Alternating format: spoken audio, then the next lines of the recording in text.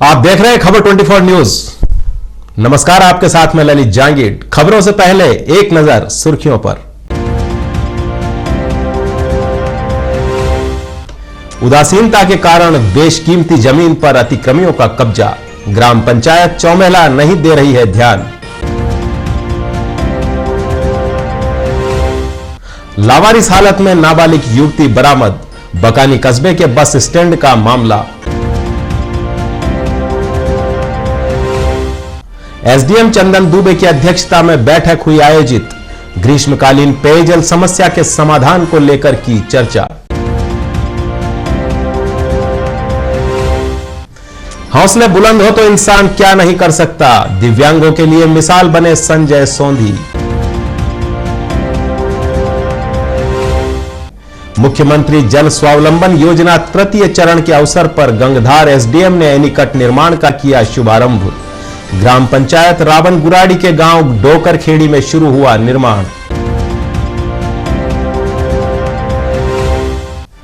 दर्पण इवेंट द्वारा स्थानीय कलाकारों का रंगारंग कार्यक्रम हुआ संपन्न। कार्यक्रम में कलाकारों ने राजस्थानी व फिल्मी गीतों पर नृत्य कर समा बांधा। श्रीमद् भागवत कथा का चल रहा 7 दिवसीय आयोजन, कथा सुनने के लिए श्रद्धालुओं की भीड़ उमड़ी। भवानी मंडी में हुआ श्रीमद् भागवत कथा का आयोजन, धूमधाम से मनाया फागोत्सव। तो ये थी आज की सुर्खियां। आप खबरों पर विस्तृत नजर। भवानी मंडी में बसंत मेले के तत्वाधान में शुक्रवार रात मेला मंच पर दर्पण इवेंट द्वारा स्थानीय कलाकारों का रंगारंग कार्यक्रम हुआ। कार्यक्रम के मुख्य अतिथि पूर्व पालिका अध्यक्ष रामलाल गुर्जर थे। अध्यक्षता नगर पालिका चेयरमैन पिंकी गुर्जर ने की। उपाध्यक्ष विनय पोरवाल, मंडल अध्यक्ष सुनीश दीक्षित, उदय सिंह राजोरा, पंचायत समिति सदस्य दिनेश मेहर आदि विशिष्ट अतिथि उपस्थित थे। कार्यक्रम में स्थानीय कलाकारों ने राजस्थानी व फिल्मी गीतों पर नृत्य कर समा बांध दिया। कलाकारों ने सपना चौधरी का गाना पल पल याद सताए, पल्लो लटके, 7 समुंदर पार में तेरे पीछे पीछे आ गई, प्यार करने वाले प्यार करते हैं शान से जैसे गीतों पर कलाकारों ने नृत्य कर मौजूद लोगों से जमकर दाद बटोरी। कार्यक्रम के दौरान बड़ी संख्या में महिला व पुरुष मौजूद थे।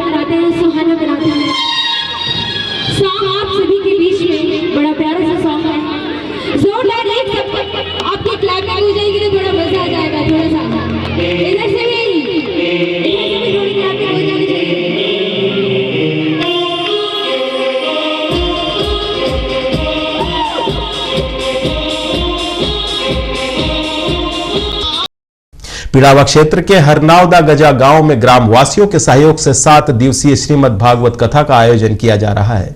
इसे सुनने के लिए महिला पुरुष श्रद्धालुओं की भीड़ उमड़ रही है। सरपंच प्रतिनिधि सुल्तान सिंह ने बताया कि आहू नदी के तट पर स्थित हनुमान मंदिर परिसर में शुरू हुई श्रीमद् भागवत कथा में मध्य प्रदेश सुसनेर क्षेत्र के ग्राम श्यामपुरा निवासी बाल संत ज्योति व्यास द्वारा कथा वाचन किया जा रहा है, जिसे सुनने के लिए हरनावदा गजा सहित हरनावदा पीथा, ढाबला भोज, सेमली चौहान, फतेहपुर, बांसखेड़ी आदि गांवों से बड़ी संख्या में ग्रामीण पहुंच रहे हैं। संत द्वारा शनिवार को शिव पार्वती विवाह का प्रसंग सुनाया गया। कथा के दौरान सुनाए जा रहे भजनों पर महिलाएं झूमती दिखाई दी। संत ने ग्रामीणों से कन्या भ्रूण हत्या रोकने, मांस मदिरा आदि बुराइयों का त्याग करने को कहा।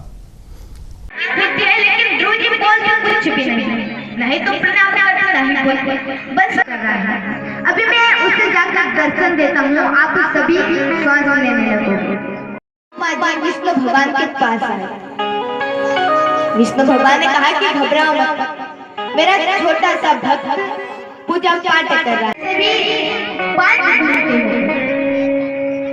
अब भगवान जैसे ही 4 भुजाएं धारण करके ध्रुव जी के सामने प्रकट होते हैं। ध्रुव जी की एकदम आज्ञा के लिए क्यों आए? किसी को पता है क्यों आए? सौतेली मां को राज गद्दी पर बैठे कर ही दिखाओ, इसलिए आए। लेकिन यहाँ पर ऊपर से क्या मांग रहे हैं कि बस आपका सत्संग हमें मिलता है और कुछ नहीं। अब भगवान ने कहा कि भाई मन में तो क्या और ऊपर से क्या मांग रहा है? झालावाड़ जिले के बकानी कस्बे में लावारिस हालत में एक नाबालिग युवती बरामद हुई है। युवती अपना नाम रानी पवार, पिता का नाम विनोद पवार बता रही है। युवती के अनुसार वह अपने साथियों के साथ जा रही थी। बकानी बस स्टैंड पर शौच के लिए उतरी थी। बस जाने के बाद वह कस्बे के एक मकान में चली गई। मकान मालिक ने लावारिस हालत में लड़की की सूचना पुलिस को दी। मौके पर पुलिस ने पहुंचकर युवती को अपने साथ थाने लेकर आई, जहां युवती ने अपने आप को महाराष्ट्र के दुले जिले के सागरी पिंपर निवासी बताया। हाल मुकाम नासिक बता रही है। पुलिस युवती को बाल कल्याण समिति झालावाड़ के सुपुर्द करेगी।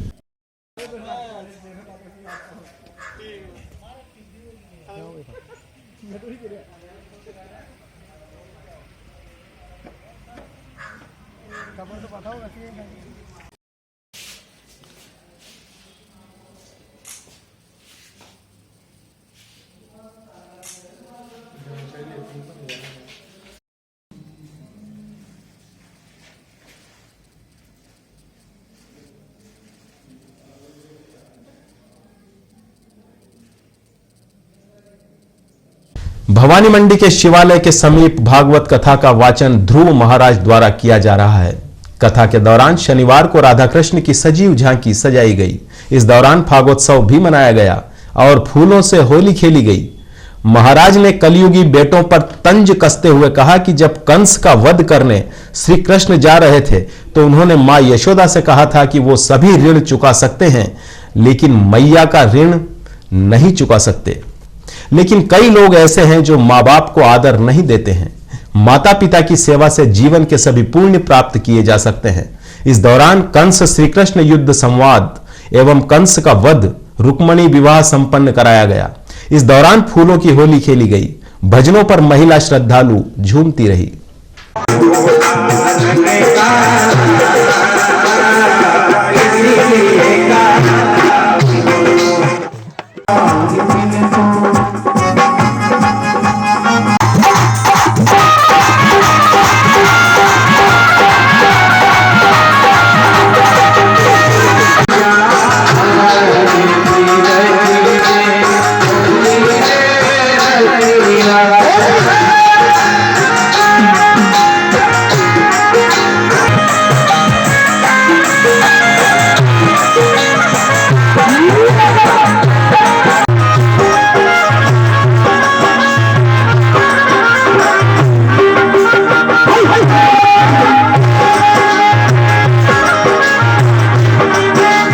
झालावाड़ जिला कलेक्टर के निर्देश पर गंगधार उपखंड कार्यालय में ग्रीष्मकालीन पेयजल समस्या के समाधान को लेकर एसडीएम चंदन दुबे की अध्यक्षता में बैठक आयोजित हुई, जहां बैठक में झालावाड़ अधीक्षण अभियंता, अधिशासी अभियंता, एईएन, जेईएन तथा क्षेत्र के सरपंच मौजूद रहे। गंगधार उपखंड क्षेत्र में 1098 हैंडपंप है, जिसमें 753 चालू हालत में है, 147 सीजनल और 98 हैंडपंप नाकारा है, बाकी सभी सूखे हैं।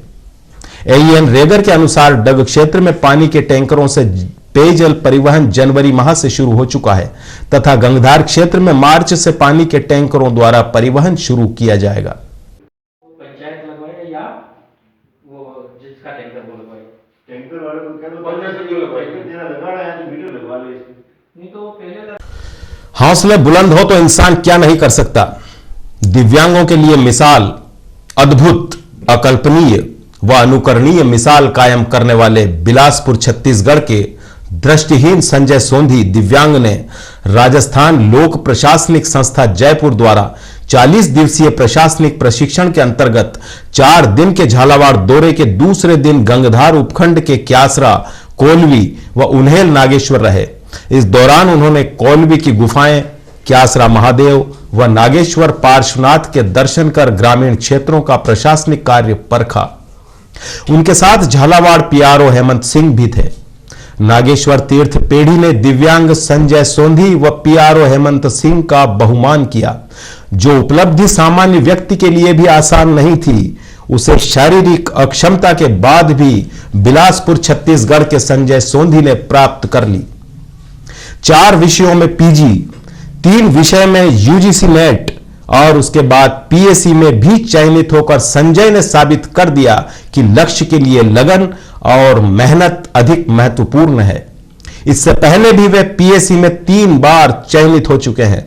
बिलासपुर के संजय सोंधी का उपलब्धियों से गहरा नाता रहा है। यमुनानगर मंगला निवासी संजय सोंधी के पिता की मृत्यु वर्ष 1994 में ही हो गई थी। पिता सिंचाई विभाग में लेखापाल थे। आंखों की रोशनी नहीं होने के बाद भी उन्होंने अपने कैरियर को सही दिशा देने में कोई चूक नहीं की। इस चुनौती में उनकी मां ने उनका पूरा साथ दिया।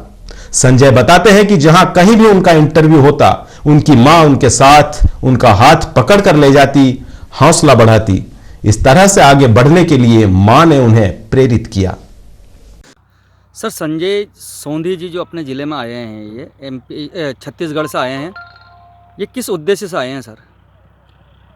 सर, संजय सोंधी सहित 3 आईएएस प्रोबेशनर्स अपने झालावाड़ ज़िले में, मुख्य रूप से तो ये हड़ती जो क्षेत्र है, कोटा, झालावाड़, बूंदी, बारा, हाँ जी, तो इनमें दौरा करने के लिए आए हैं। और इन्हें जो है भारत सरकार द्वारा राजस्थान के जो मॉडल है, बल्कि हम कहें कि ग्रामीण का मॉडल, विकास का मॉडल है, उसके अध्ययन करने के लिए रीपा और टीएस में जो लोक प्रशासन संस्थान है, वहाँ इनको ट्रेनिंग दी जा रही है। उस ट्रेनिंग का जो लास्ट पार्ट है, वो उनको जो वास्तव में जो कार्य हो रहा है उन क्षेत्रों में जाके देखने के लिए, उनको कार्य को सीखने के लिए भेजा गया है। और ये जो 3 आईएएस प्रोबेशनर हैं, जिसमें संजय सोंधी जो कि दृष्टिबाधित हैं, वो हमारे ज़िले में आए हैं। और ये बड़े सौभाग्य की बात है कि ऐसे जो आईएएस प्रोबेशनर हमारे ज़िले में आए हैं, जो कि एक दिव्यांग है, जो कहते हैं कि हमारी एक टांग नहीं है या एक हाथ नहीं है और हम कुछ नहीं कर सकते जीवन में और दूसरे पे बोझ बने हुए हैं, उनके लिए एक बहुत बड़ी प्रेरणा के स्रोत संजय जी सोंधी हमारे यहाँ बनते हैं। और मैं उनके माध्यम से कहना चाहूँगा कि अपनी बुद्धि, जिन्होंने अपनी बुद्धि को ही चक्षु बना रखा है, उसी प्रकार जो दिव्यांग है वो भी अपने जो बुद्धि उसका प्रयोग करें। और राज्य सरकार और केंद्र सरकार उनकी पूर्ण रूप से योजनाओं के माध्यम से मदद कर रही है, तो उन योजनाओं का लाभ उठाते हुए वो अपने जीवन को प्रकाशमय और विकास में बनाए, ऐसी हमारी इनसे अभिलाषा अपेक्षा है। आज हमने जो है इनके संजय जी सोंधी के साथ में आज जो उन्हेल नागेश्वर के दर्शन किए हैं और जो अपने क्यासरा महादेव के दर्शन किए हैं, इसके साथ साथ जो अपने ऐतिहासिक और जो है धार्मिक स्थल भी कहेंगे, जो अपने कोलवी और विनायका गुफाएं हैं, बौद्ध गुफाएं हैं, उनके भी इन्होंने दर्शन किए हैं। उनको देख करके जाना है कि इस पर कहाँ पहले कैसी व्यवस्था यहाँ पे रही है और किस कारणवश उन बौद्ध गुफाओं का निर्माण यहाँ हुआ होगा, ऐसी भी इन्होंने जानकारी प्राप्त यहाँ की है। ठीक है सर। सर, दिव्यांग होते हुए भी आपने इतनी सफलता प्राप्त की है, एक मिसाल कायम कर दी, कैसे संभव हुआ सर ये? देखिए, संभव ऐसे हुआ कि जो भारत के पहले जो नेत्रहीन आईएएस अधिकारी थे रवि प्रकाश गुप्ता, उनकी खबर छपी, उनकी खबर छपी अखबार में। फिर हमारे बिलासपुर के एक आशीष सिंह ठाकुर हैं, वो भी भारतीय डाक सेवा में मतलब चयनित हो गए। तो इनसे मुझे काफ़ी ज़्यादा प्रेरणा मतलब यानी कि प्राप्त करने की हुई। और मैंने भी यानी कि बनाया कि मुझे भी अब मतलब यानी कि सिविल सर्वेंट यानी बनना ही है। तो इस पे मैंने प्रक्रिया बहुत यानी नीचे से मैं चालू की। सबसे पहले मैं रेलवे में मतलब यानी कि सिलेक्ट हुआ, हाँ, लेकिन मैं उसको ज्वाइन यानी कि नहीं किया। उसके बाद में फिर मैं मतलब इस प्रकार से मैंने कुल मतलब यानी एसएससी की 4 परीक्षाएँ क्लियर की और इसको फिर मैंने यानी ज्वाइन किया मतलब यानी नेशनल सैंपल सर्वे ऑफिस में मैं असिस्टेंट सुपरिटेंडेंट रहा 5 वर्ष, 2011 से लेकर के 2016 तक। हाँ, और फिर मैंने यूपीएससी और छत्तीसगढ़ पीएससी और यूपीएससी की परीक्षाएँ भी देने के प्रारंभ किया। तो जो छत्तीसगढ़ पीएससी में मेरा पहले अटैम्प्ट मेरा रैंक 96वां था। हाँ सर। तो उसमें मैं कहने कि मैं तहसीलदार का पद मतलब मिला, जिससे मैं संतुष्ट नहीं हुआ। मैं मतलब फिर से बैठा तो उसमें मेरे को 10वां रैंक मतलब मिला। तो वह उसमें मेरा डिप्टी कलेक्टर का रैंक मतलब नहीं बनता था फर्स्ट पोस्ट भी, लेकिन ब्लाइंड होने के कारण मुझे मतलब मना किया गया। तो इससे मैं मतलब उसके बाद में फिर मेरा जो 5वां अटैम्प्ट था मेरी यूपीएससी का, हाँ 2014 की परीक्षा से, तो मेरा फिर यहाँ पे यूटीसीएस जो यूनियन टेरिटरी सिविल सर्विस में मेरा सिलेक्शन हाँ। मतलब नहीं हुआ। सर, तो ये मेरा उद्देश्य यही रहता था कि मतलब जो लोग मेरे ऊपर कमेंट करते थे हाँ कि ये कुछ नहीं कर पाएगा ज़िंदगी में, तो उनको एक जवाब यानी देना था। और इसी जीत का परिणाम था कि मैंने मतलब 4 विषय मतलब जिसमें मैथमेटिक्स है, अर्थशास्त्र है, राजनीति शास्त्र है और मैनेजमेंट है, इनमें मैंने पीजी किया और 3 में नेशनल एलिजिबिलिटी टेस्ट भी मतलब पास किया। तो ये मेरा मतलब उद्देश्य था कि एक लोगों को जवाब देना और ऐसा कार्य करना जो कि हम लोगों के लिए एक दुरूह मानते हैं। जैसे कि सिविल सर्विस हम लोग के लिए मतलब पहले खुली हुई नहीं थी, कोर्ट के मतलब सुप्रीम कोर्ट के आदेशों के मतलब बाद ही हमारे लिए मतलब सिविल सर्विस मतलब जगह बनी है। तो हमने उसका यानी कि पूरा लाभ यानी कि लिया है और एक मोटिवेट करना है यानी लोगों को अपने माध्यम से कि वो मतलब निराश न हो, कर्म करते रहें, परिणाम अवश्य प्राप्त होगा। सर, दिव्यांगों को आप कुछ संदेश देना चाहते हो? मेरा संदेश मतलब यानी कि वही है, दिव्यांग से पहले जो दिव्यांग के जो यानी कि जो यानी कि पालक हैं, अभिभावक हैं, हाँ उनको मैं कहना चाहूँगा कि सबसे बड़ा सहारा उनको खुद को नहीं बनना पड़ेगा। और जो मतलब जहाँ पर वो यानी पढ़ते हैं, जो मतलब शिक्षक हैं यानी कि उनको भी पूरा उनका साथ यानी देना पड़ेगा। तो जब उनको मतलब अपने परिवार का और जब अपने शिक्षकों का जब पूरा सहयोग जब यानी कि प्राप्त होगा, तब यानी कि दिव्यांग जो है अपना पूरा मन लगा करके पूरी शक्ति अपनी मनोदशा को मजबूत करके अपना कार्य करें, निश्चित रूप से सफलता मिलेगी। और हम लोग जो है सामान्य व्यक्ति से कम नहीं काम करते, ज़्यादा अच्छा ही करते हैं काम भी। मेरा ऐसा मतलब मानना है। ठीक है सर, धन्यवाद। झालावाड़ जिले की गंगधार उपखंड के ग्राम पंचायत रावल गुराड़ी के गांव डोकरखेड़ी में एनीकट निर्माण का हुआ शुभारंभ। मुख्यमंत्री जल स्वावलंबन योजना के तृतीय चरण के इस अवसर पर गंगधार एसडीएम चंदन दुबे, तहसीलदार सुरेश शर्मा व ग्रामीण उपस्थित थे। नरेगा के तहत इस एनीकट का तृतीय चरण में 8 लाख की लागत से निर्माण कराया जाएगा, जिससे बरसात में पानी रोका जा सके, जिससे किसानों का फायदा ही नहीं, जमीन का वाटर लेवल भी बढ़ेगा और कुओं और बावड़ियों में पानी की कमी नहीं होगी। वहीं इस मौके पर एसडीएम व तहसीलदार सहित ग्रामीणों ने जमकर श्रमदान किया।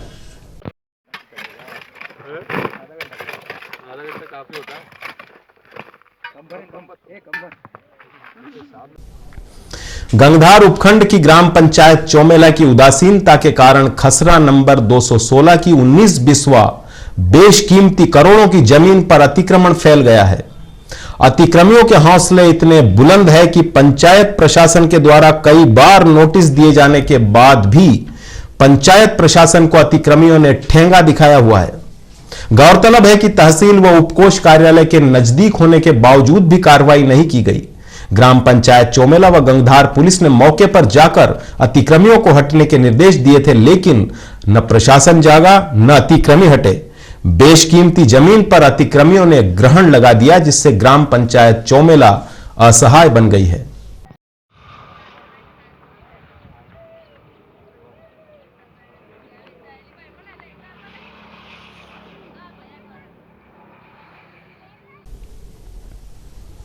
भवानी मंडी शहर के बालाजी चौराहा निवासी लाडली बेटी साक्षी गोटावाला करीब 4 वर्ष पहले संयम के पथ पर चलने के लिए दीक्षा लेकर शहर से विदा लेने वाली साध्वी श्री प्रसन्ना श्री जी महाराज साहब पहली बार शहर में 24 फरवरी को राधेश्याम मंदिर से प्रवेश करेंगी।